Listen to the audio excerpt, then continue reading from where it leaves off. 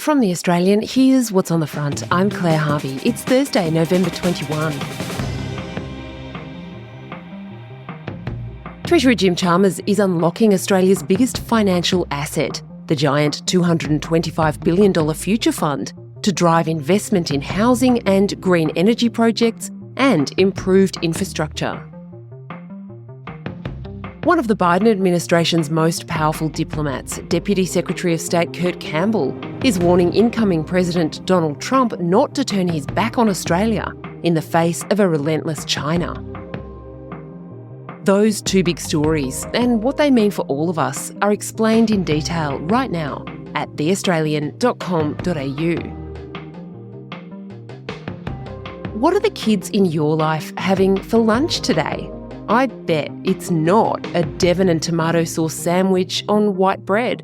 How times have changed. And today we've got a treat, our treasured senior writer Matt Condon on the ghosts of lunchboxes past.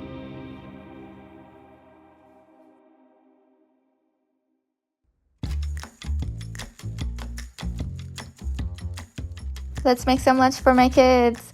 It's so cute. Look. Out there on social media, women are joyfully making their children's school lunches. I'm topping it off with a quail egg and flaky salt.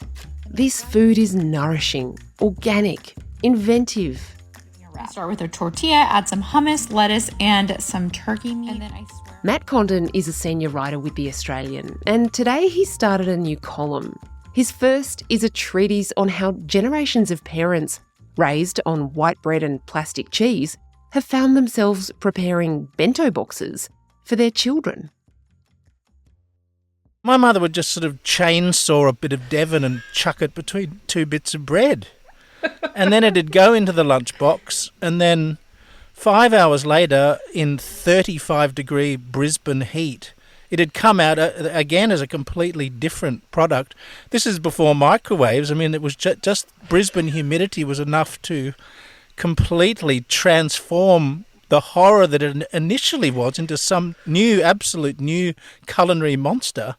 And yet now kids are getting sushi. Like, what was sushi in the 70s? Sushi was, I don't know, it was like a martial art, type of martial arts, was it? Nobody knew what sushi was. The biggest event in Brisbane in the early 70s was a Pizza Hut opening. I mean, it's incredible how in a single generation the culinary arts have evolved extraordinarily. Yeah, have your children ever tasted Devon? It's dog food now. I mean, but having said that, even the dogs eat better more quality Devon than we had as kids. So no, to answer your question, no, they've never eaten Devon. I mean, the concept now of a roll, a kilogram of processed sausage that comes in a dog food style roll pinched at either end is literally beyond their comprehension. I've got very powerful Devon memories, Matt. You see kids being pushed around in the supermarket now, sitting in the trolley with an iPad. But when I was a kid in Canberra in the 80s, I was sitting in the trolley with a packet of Devon. My mum the first stop in the supermarket would be the deli counter. She would get 6 slices of Devon and they'd wrap it up in paper, and then she'd give it to me in the trolley and I would eat it while we went around the rest of the supermarket. It was sort of quite cheap entertainment. Oh, why do I understand that so well? You know, with lunches today, there are sort of this myriad of 100,000 types of snacks. So there's all sorts of muesli, sugar-free muesli bars and different sort of types of seaweed, that's sheets of seaweed that's grated in different thicknesses and got different condiments and flavours of different types of seaweed sheets. Here's some of Matt's essay, which you can read in full at theaustralian.com.au right now. Oh, dinner time in the 1970s. I tell my children over dinner, closing my eyes with the pleasure and simultaneous pain of remembrance. What was it like, Dad? Tell us. What did you eat? Well, I said, we didn't have organic stuff way back then. Anything organic just meant it had either been grown in the earth or was rotting back into the earth. What did I eat? Well, tripe, for starters.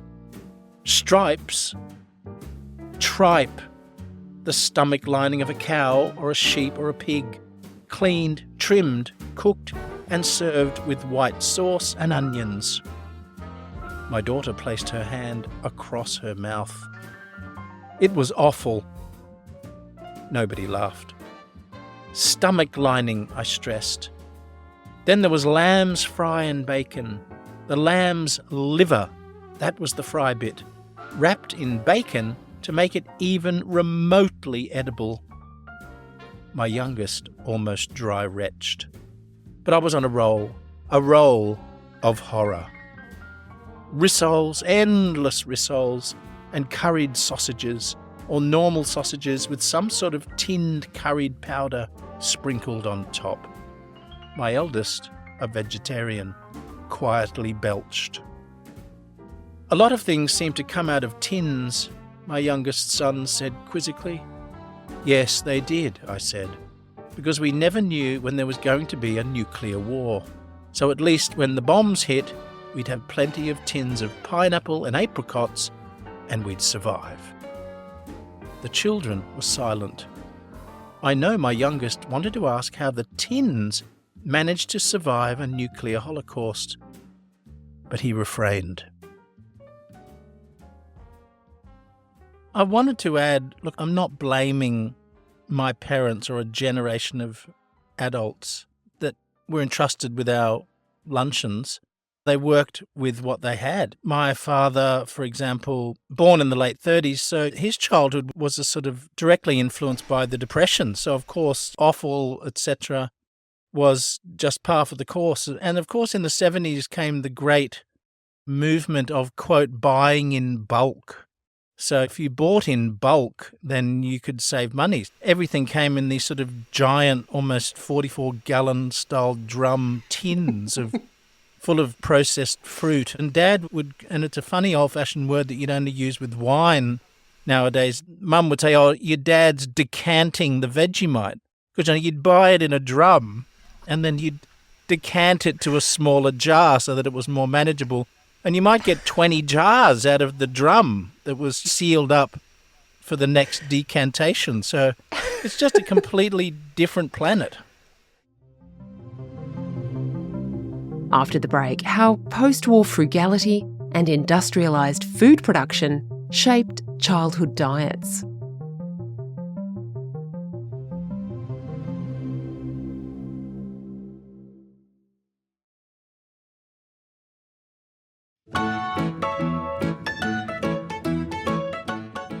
Australia was lucky to avoid the strict rationing of post-war Britain, and we didn't have the unfettered corporatisation of food that has cursed the United States and led to a situation where Donald Trump's nominee for Health Secretary, Robert F. Kennedy Jr., mixes conspiracy theories about vaccines and fluoride with ideas on food that, for Americans, might sound radical, but for Australians seem quite reasonable. Like that kids' breakfast cereals shouldn't contain artificial colours and that most of our food should be unprocessed. In Matt's 70s Brisbane childhood, there were some early adopters who believed food should be fresh and wholesome. Indeed, I had a great friend of mine at school whose mum, I look back on her now and think how progressive she was, that they literally had their own. They actually had a goat in the backyard of their suburban house in Brisbane, so they would drink fresh goat milk. She would grow her own veggies. Having said that, he did go to hospital briefly with malnutrition, but apart from that... That's a small price to pay. It is, but there were pockets, but that was considered sort of highly unusual, if not something to be suspect about. Yeah. So, like so many things about modern parenting, we try to smack our kids a bit less than our parents smacked us. We may try to lay our own emotional baggage on them a bit more lightly than our parents laid their emotional baggage on us. How do you interpret the way we are feeding our children as a kind of indication of the kind of parenting people in 2024 in Australia are trying to live by?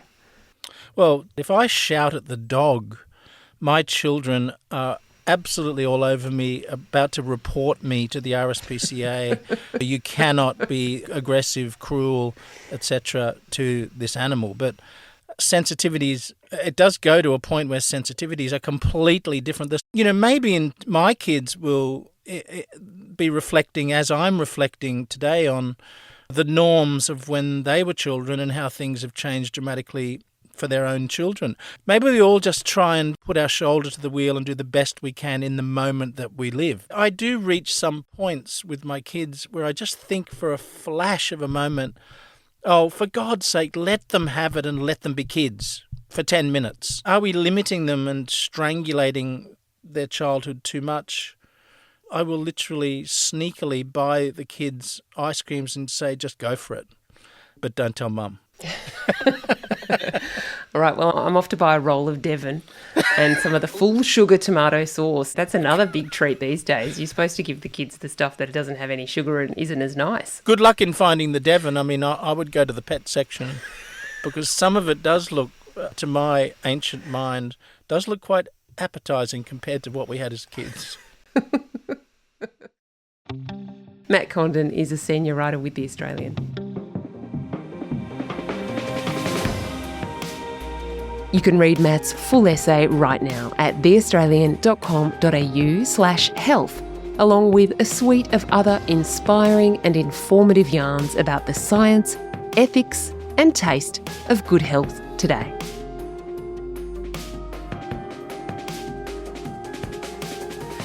Oh, thank you. That was very funny.